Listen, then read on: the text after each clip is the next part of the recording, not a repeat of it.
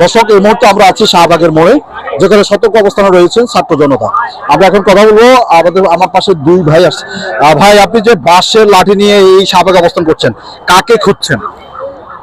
আমাদের ফ্যাসিস্ট সরকার ইন্ডিয়ায় বসে ব্লকেট কর্মসূচি, ঢাকা ব্লকেট কর্মসূচি ডাক দিয়েছে। তো আমরা বসে আছি যে তাদের যে টোকাই বাহিনী, তারা কখন কোথায় নামবে, আমরা তাদেরকে খুঁজছি। তাদেরকে পেলে আমরা একটু আদর যত্ন করতাম, আপ্যায়ন করতাম একটু। তার জন্য ওদের জন্য আমরা একটু। আপনি পাইছেন সকাল থেকে এখানে কতক্ষণ ধরে যাবত আছেন? এখানে আমরা সকাল থেকে আছি, কিন্তু এখন পর্যন্ত কাউকেই পাইলাম না। আমরা গুলিস্তানেও আওয়ামী লীগের যে কার্যালয় ছিল, সেই কার্যালয়ের সামনেও গিয়েছিলাম, সেখানেও আমরা পাই নাই কাউকে। এখন আমরা এখানে আবার আসছি, দেখি পরবর্তীতে আমাদের ওসমান ভাই কি ইয়া দেয়, আমরা তার জন্য অপেক্ষা করছি। আপনারা ওসমান হাদি ভাইয়ের নেতৃত্বে আসছেন এখানে? জি জি। কিন্তু সার্বিক দিক বিবেচনা করলে যে আওয়ামী লীগ যে একটা আতঙ্ক সৃষ্টি করছে, রাস্তাঘাটের মধ্যে মানুষ কম এবং গণপরিবহন একটু কম দেখা যাচ্ছে, এটা আপনি এটাকে কিভাবে দেখবেন? এটা আসলে মানুষ কি একটু আতঙ্কিত হয়েছে?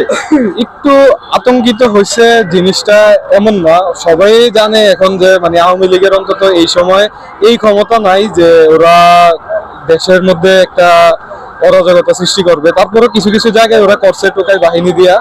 কারণ ওদের তো ধরেন বিগত 15-16 বছরে ওরা যে পরিমাণ দুর্নীতি করছে, ওরা ওই টাকা দিয়ে ধরেন টোকাই বাহিনী ভাড়া করে ওরা অনেক কিছু করতেছে। তো এখন ভয় পাওয়ার আসলে কিছুই নাই। তাহলে সর্বসাকুল্য আমরা বলতে পারি আপনি সকাল থেকে লাঠি নিয়ে ঘুরছেন, তবে লাঠির এখনো ব্যবহার করা হয়নি, ব্যবহার করতে পারি নাই। মানে এটা একটা আফসোস আছে, আমাদের একটা বড় আমাদের কাছে অনেক বড় আফসোস আমাদের। আমরা যিনি হচ্ছে এই 13 তারিখ যখন ঘোষণা করছে, আমরা যেদিনে ঘোষণা করছি এই দিন থেকে আমরা অপেক্ষা করতেছি কখন বেরোবে আমাদের সামনে, কখন আসবে।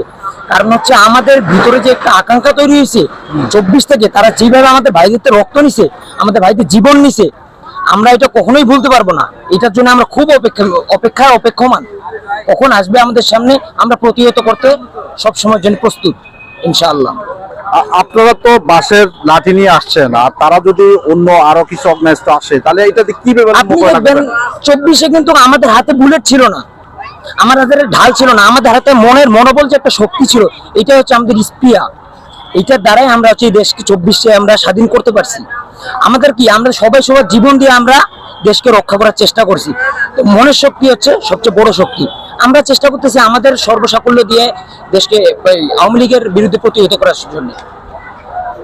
যেমনটি বলছিলেন, অর্থাৎ 24-এ আন্দোলনে ফ্যাসিস্ট সরকারের বিরুদ্ধে তারা যে আন্দোলন করেছিল, সেটা বুলেটের বিরুদ্ধে তারা তখনও বাঁশ দিয়ে লড়াই করেছিল, সেটা এখনো তারা আওয়ামী লীগ সন্ত্রাসী কার্যক্রমের বিরুদ্ধে আজও তাদের সে বাঙালি অস্ত্র, অর্থাৎ দেশীয় অস্ত্র বাঁশের লাঠি প্রস্তুত আছে।